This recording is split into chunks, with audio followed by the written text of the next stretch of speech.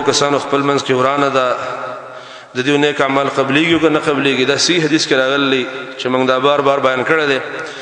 د الله رسول وایي د زیارت او د پیر پر اعمال الله تخیجي، مگر دا دو مسلمانانو عمل الله ته نخیجي. الذي بينه وبين اخي شحنا، چې د مسلمان رور په منځ کې اړه کې ګونډي او د دنیا په امور باندې او عام کارونو باندې یو بل سوران شوي او څه دینی پروګرام نه، نو د دې عمل الله ته نخیږي کله چې د مسلمانانو په خپل منځ کې جوړه نه کړي.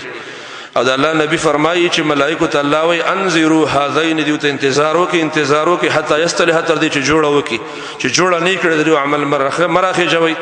دا ظاهر حدیث دی او د دې مطلب هم دغه دی او معنی هم دا چې عمل نه قبليږي تر دې چې مسلمانانو یو بل څه خبري شروع کړي نه.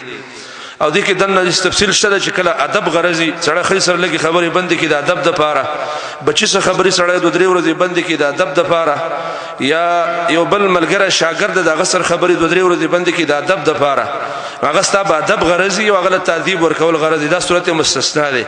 باقي عام مسلمانان د یو بل څخه پکې دل او خبري بندول او سلام کلام بندول دا بدی وعید کې داخلي.